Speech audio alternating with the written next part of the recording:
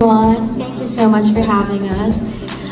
Yes, as you mentioned, this is like a comeback project, and also this is a first for me first time working with Ate Madge, and first time working with our directors, and of course James. So a lot of firsts for me, but definitely I would say after a few taping days, this is it takes. Actually, until now, it's taking a while to bounce back and work again because my last series was back in 2022 for Too Good to Be True. That was actually my first project with Netflix, and I wasn't able to experience all of this because it was pandemic. So now coming back to doing TV series, it's a bit different, diba? When you're doing a movie, it's different, and then series is different also. So a bit of warming up, and I can say that until now, I'm still warming up, I'm still getting to know the character day by day. And I'm just being patient with myself because I want to give myself that time, to warm up and get to know the character more than anyone. So I'm just enjoying it, and my directors are here, and the cast and the whole staff are all here to support everyone. So yeah, I'm very excited. Hintayin ko lang din pong magulat muna ako bago ko kayo gulatin with the performance. But abangan niyo po ang pilot because it's gonna be episode 1 will be dance showcase of everyone involved sa show. So abangan niyo yan. Breaking news mga Kathdinatics, ako rin po ay nagulat dito na nagkaroon na parang ang Kathdin pa ay parang may pasabog, no? So si Ma'am Catherine ay natapos na pala yung kanilang shoot at nagkaroon na ng press conference na yun nga, no, parang nagpasalamat siya. So grabe na, bilis lang ng kanilang shoot mga kasunod kasi series nga lang ito ng collaboration ng ABS-CBN at saka ng View Dreamscape mga kasombrers at ng Netflix, hindi pala View. Love Siargao pala yung View mga kasombrero. So Netflix tapos Dreamscape mga kasomberos. So dito ay nagpasalamat siya. Tapos ay tao dito. Nagulat ako kasi sobrang bilis, no? Sabi ko na nga ba kasi yung isa kong vlog ay nasabi ko pa doon na si Ma'am Catherine no inuumaga, umaabot ng hating gabi, madaling araw sa shooting mga customers sa taping. Tapos here comes ay actually nag-voice over ako Feb 9, 2026 mga customers, no, alas 3:48 ng hapon. Tapos ay baka late ko na ito ma-upload, baka Feb 10 na, tingnan ko kung kayanin ng oras mga kasembreros, no. So pero yun, fresh and pasabog ito mga kasembreros, no. So na-mention dito ni Ma'am Catherine na parang may project din siya na movie. So ito na baka hindi buo na video mga kasembreros. Sa next vlog natin, try ko maghanap ng full version nung kanilang press con mga kasembreros, no, with Netflix. So medyo taglish sila dito, baka may mga foreigner na na part ng management ng Netflix mga kasembreros. So congratulations, no. First time niya, yung last series pala na ginawa niya with Netflix po ay yung Too Good to Be True, no, 2022 mga kasembreros. So yun, tapos after nun ay wala na yata siya nagawang project with Netflix. So first, marami daw siyang first dito, no. First with Mamaha and directors, and of course with James Reid mga kasembreros. So naka black and white stripes si attorney dito, tapos labas puso lang siya ng konti mga kasembreros. So yun, grabe yung hard work din of course, no, mga kasembreros. So sinabi niya dito na magkaiba rin yung paggawa ng series, magkaiba rin yung paggawa ng serye, and then magkaiba rin po ng paggawa ng pelikula mga kasembreros. So kagaya po ng inyong napakinggan mga kasembreros. So naabutan pala sila dati ng pandemic, no, kung kaya parang na-move yung kanilang series mga kasembreros. So and parang yung sasabi niya dito na sinabi nito na parang being patient with myself, na sabi niya I wanted to give myself time para mag-warm up, no, doon sa kanyang character na ginawa, mga kasambreros. So, yun, as usual, no, nagpapasalamat siya sa buong staff and production team, mga kasambreros. So, yun, medyo cut yung dito, no, yung videos pa. Try ko maghanap ng full, mga kasambreros. So, dito yung arrival, yung pagdating ni attorney, tapos yung pagsasalita ng kanya, mga kasambreros. So, yun po. Tapos si Alden naman, yung kanyang stars on the floor, sabi niya dito ay, sabi niya, antayin ko magulat ako, saka ko kayo gugulatin, no? Kasi doon sa pilot episode nga nila daw ng stars on the floor, mga kasambreros, may pasabog din sila na gagawin, of course, no? Mga kasambreros. So, nakita ko dito, hindi ko lang kung parang may similarity yung kanilang suot ni Ma'am Catherine at saka ni Sir Alden. Black stripes, mga kasambreros, black and white, mga kasambreros.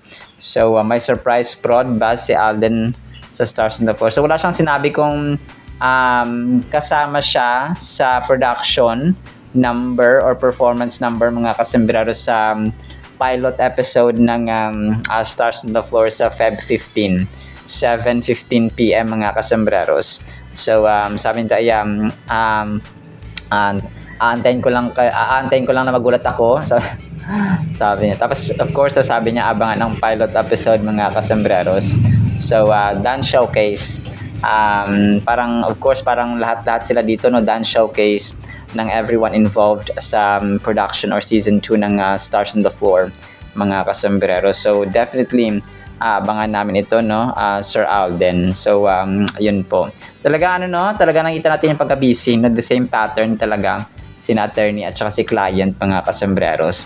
Tapos, si Ma'am Catherine, na-feature din yung kanyang nomination, no, dun sa Beautiful Faces, Most Beautiful Faces of 2026, mga kasambreros, no, 6 hours ago by Showbiz Entertainment.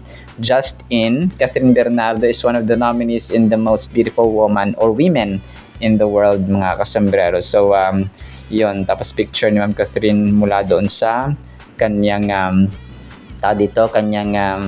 pag-attend ng ABS-CBN Star Magic Ball last 2024. Yeah, 2024 pa yata ito, mga kasi last year, 2025, ay hindi siya nakapunta, no? Mga kasambreros, siguro busy si Phenomenal Box Office Cinema King. Tapos, so, basta maraming ganap, no? Marami na nag-feature. Kath Dan Fanatics, 3 hours ago, no, na-feature din si Alden. Credit pick use, Alden Richards spotted sa Wonderful Music Night, no? Tapos yung picture ng ni Tisoy doon sa dito sa IME Wonderful Music, mga kasambreros. So, talaga nag-enjoy. So, maliban pala doon sa parang nag-part-time director, bagong recruit na director si Alden, ay nag-enjoy din pala siya, no? Nag-enjoy siya doon sa music festival, kasama, of course, ang mga parokya ni Edgar, yung Bini, first day sila yung sino pa yung sa second day. So, basta yun, Glock 9, so doon din po, mga kasambreros. So, tapos ito, 1 day ago, Edita Cabanilla. Natatawa ko dito. Sabi niya, Catherine has spoken. Sometimes silence isn't gold. It's just waiting for the right moment. Direct admission. Hayaan niyo na lang kami ni Mark maging masaya. So, kahit hindi naman totoo, no? Mga kasambreros, wala siyang official statement. So, pag mga ganito kasi, pag mga official statement, rin yan, binabalita rin yan sa ABS-CBN, Star Magic, kasi sila yung handler, no? Doon sila nag-work, mga kasambreros. Kagaya nung sabi nung isang page ay tinira ni Catherine si President Marcos na parang ang dami daw camera, parang ganyan. So, yun. Tapos nagsalita agad ang Star Magic at ABS-CBN na hindi si Ma'am Catherine nag-post or never siya nagsabi ng ganoon, mga kasambreros. So, kung kaya, dapat sana maging aware tayo, mga kasambreros. Tapos ito, next item natin. So, ngayong araw, so baka Feb 10 ko na ito ma-post, mga kasambreros. Ngayong araw magkakaroon ng yung A-Team, yung Alden Trendsetter ni Alden ay magkakaroon ng magkakaroon ng fan meet mga kasembreros. So meron silang meron silang series of instructions actually dito kung paano. So baka late ko na ito ma-post mga kasembreros kasi nga medyo mabilis ang ating laptop. So 59 minutes ago, status 1 day to go, loading 99% complete. Tomorrow we don't just celebrate the date, we celebrate a journey. This is a final call, or this is the final call. See you tomorrow, Feb 10. So 80. Hindi ko alam kung saan sila mga kasembreros, kung saan yung location, kung saan sila magkikita-kita, and so on mga kasembreros. Pero yun po, no, congrats in advance sa 8 taong pagiging fans ni Alden, no, sa mga members ng Alden Trendsetter. Talagang dito, yung mga gantong uri ng mga fandoms na talagang tumatagal ay dapat pasalamatan, no, i-appreciate at i-acknowledge mga kasembreros. Tapos 39 minutes ago, yung Philippine concerts, no, ay na-feature din of course yung press con ni Kath, Maha at saka James Reid and the rest of the production staff or production team ng Someone Someday. So tapos na, abangan natin kung ano yung grabe ang daming likes, 509 likes mga kasembreros, no. 39 minutes ago pa lang pinost ng Philippine concerts. Iba talaga yung hatak ni attorney mga kasembreros, no, kapag may bagong event. So yun, coming soon on Netflix this 2025. So Catherine Bernardo, Ma Salvador and James Reid lead the cast of the upcoming series Someone Someday. So Philippine concerts. So congratulations in advance. Ito yung mga talagang trabaho na pinagpaguran, no, pinagpuyatan, at saka talagang talagang pinag-isipan mga kasembreros and all.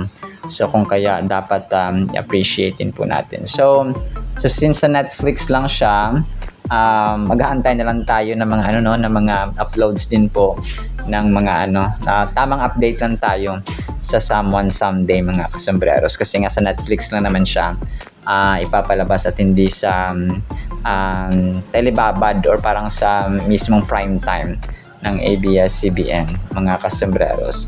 Alright, so yan lang actually, no, sa ating Catherine. Yun, abangan din natin yung sa Don Bell pala, no. Kasi nga parang may na-mention doon na magiging mature na yung roles ng Don Bell sa kanilang gagawing pelikula so far mga kasembreros. So nag-evolve, no, yung roles ng Don Bell din po mga kasembreros. So wala pa silang title, wala rin silang another teaser pa, no, mga kasembreros. So mag-aantay tayo ng updates din po sa Don Bell. Alright, sinama sa ating Catherine and Don Bell items, no. Sana po ay pangingin po natin ang Word of God at isang pinagpalang araw po sa bawat isa. At para po sa ating Word of God ay medyo nakakalungkot ito, pero kapupulutan natin ang aral. Ang title po ay Nauubos na Lingkod ni Lord. Bakit kaya, no? Psalms 12 verse 1, Help, Lord, for the godly man ceases. Ito pala yun siya, no?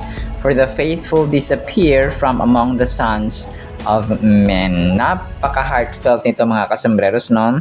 So dito po ay sinasabi ni Haring David, no, na nauubos na, no, nawawala na, nawawala ng pag-asa, literal na nauubos yung mga taong may takot sa Panginoon, wala na silang panahon sa Biblia, and so on mga kasembreros. So ito po ay isang heartfelt cry para sa humihingi ng tulong. So lahat tayo mga kasembreros, no, ay talagang nakaka-encounter ng problema, ng mga challenges sa buhay, may it be sa ating finances, may it be sa ating relationships, may it be sa ating physical aspect, no, may it be sa ating mental health issue, may it, lahat, no, lahat ng aspects ng ating buhay mga kasembreros ay pwede tayong magkaroon ng ng problema. Okay? Kasi tayo po ay prone sa problem mga kasembreros. And isipin natin na yung problema natin ay part lang yan ng tests, no? Or paghubog ng Panginoon mga kasembreros sa ating pagkatao at ating pananampalataya sa Kanya.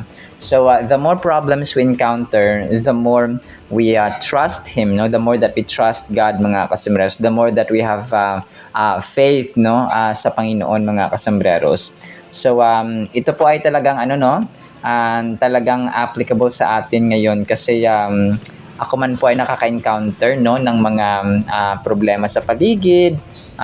May mga pamilya na hindi magkasundo ang anak, magulang sa anak, anak sa magulang. So sometimes ay nagkakaroon tayo ng panahon para alam mo yun, para tayo po ay makipag-usap din sa kanila at advisean sila na ganito ang buhay, no? Kapag hindi nakasentro sa Panginoon, walang purpose ang buhay, and so on, mga kasambreros. So sa ating pamilya, it's really important na magkaroon tayo ng isang at specifically, no, at saka dapat talaga yung ating tatay, no, ay maalam at saka may personal connection at relationship sa Panginoon, mga kasambreros. Kasi ang tatay kasi ang haligi ng tahanan, so siya ang nagdadala at siya dapat ang magdadala, mga kasambreros, ng kanyang mag-ina, no, sa paanan ng Panginoon, mga kasambreros.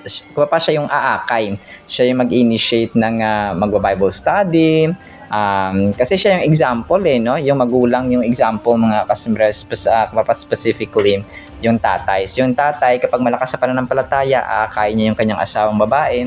So tapos yung mga anak, and so on, mga kasambreros. So ganun dapat yung order. May mga times naman na mas malakas ang babae sa pananampalataya. So sa Christian family kasi mas typical at mas kalugod-lugod sa harapan ng Panginoon talaga kapag lalaki, no, ang pinakamalakas sa pananampalataya. Ang babae susunod lang yan kasi 'di ba babae siya. So pero kapag ang babae lang yung kasi ganoon ang order, mga kasambreros, no?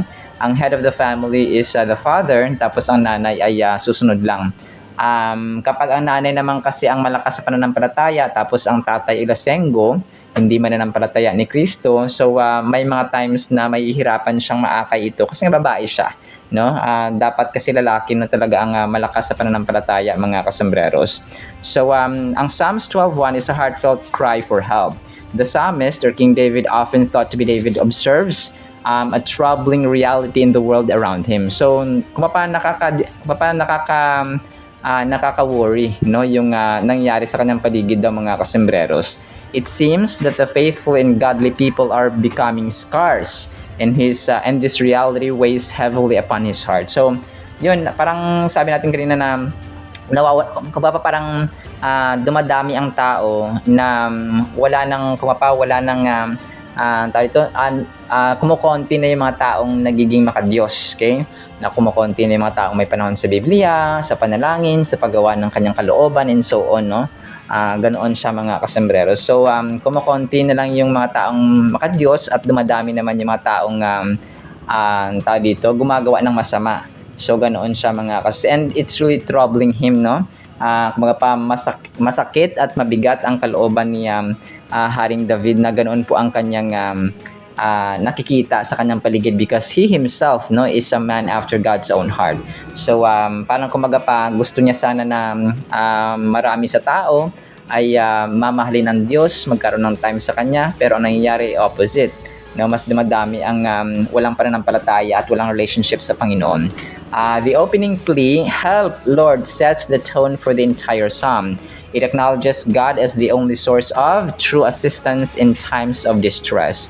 We can relate to this sense of loss and desperation when we notice that goodness and faithfulness appear to be fading. So, grabe, no? Wala ng pag-asa nga ito, mga kasambreros, kasi kapag nakita mo na parang nawawalan ng yung mga tao, parang busy na lang sa trabaho, busy na lang sa kanilang daily activity, daily agenda, tapos wala na silang panahon sa Panginoon. So it's really, it's really bothering. Parang ako, no, tulad ko, no, isa akong lingkod ng Panginoon sa kanyang grasya at awa, no. Sa awa ng Panginoon tayo po ay naglilingkod sa kanya. Tapos nakikita ko na maraming mga tao, no, ang walang tao dito, walang panahon sa kanya. So kahit ako man ay nagkakaroon ng distress, no, nagkakaroon ng ng compassion ba, na sana lahat ng tao ganyan. So I am sharing the gospel, no, mga kasambreros, sa awa ng Panginoon. Pero of course, marami naman talaga ang may kanya-kanyang buhay, no?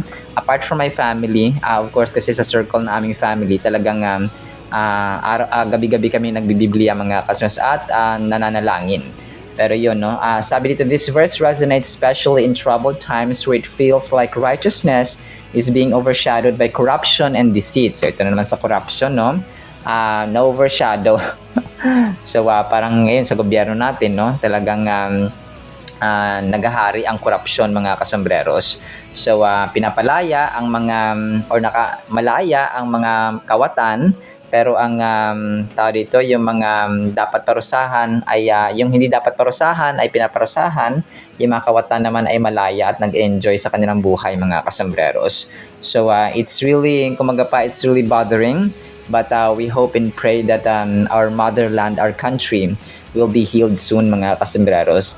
So next, the phrase "for the godly man ceases" highlights a profound concern. It makes us reflect on the importance of godly people in society and how their absence affects everyone. So alam niyo po, kapag wala ng godly people, pag wala ng let's say yung ating government officials, yung ating pamilya, no, kapag wala nang makadiyos, wala nang masyado makadiyos, mga kasambreros, ang nangyayari, naghihiwalay ang pamilya, nag-aaway ang pamilya, magkapatid, mag-asawa, and so on. So relatives to relatives, no, nag-aaway kasi wala nang makadiyos, no. Malaki yung epekto nito, mga kasambreros, kapag ang tao ay hindi na nakasentro sa Diyos. Okay, gulo, away, no, hidwaan, puot, galit, no, yabang. Yun yung nangingiral, no, pride, unforgiving spirit, no, hindi nagpapatawaran. So yun yung nangingiral kapag nauubos or wala na, kumapa yung mga tao ay wala nang gaanong time sa Biblia, hindi na sa sumusunod sa Panginoon. Kumapa yung mga godly people ay unti-unting nawawala, tapos na-overshadow ng mga corrupt na mga hindi makadiyos. Okay, pansin natin yung isang bansa, di ba? Yung ating pamilya, for example na lang, kapag si nanay, si tatay ay parati nag-aaway kasi nga walang Diyos sa gitna ng tahanan, walang personal relationship sa Panginoon, so walang connection sa Panginoon. So nangyari, kapag naubusan ng pag-ibig, hindi sila makakasalok sa Panginoon kasi nga wala sa sentro, no? Hindi nila nilalagay sa center si Lord. So anong nangyari kapag ganoon, pag nag-away ay talagang hindi napipigilan ang galit kasi nga walang patience, walang self-control kasi nga wala ang spirit ng Panginoon. Pag nagagalit, hindi na nagpapatawaran.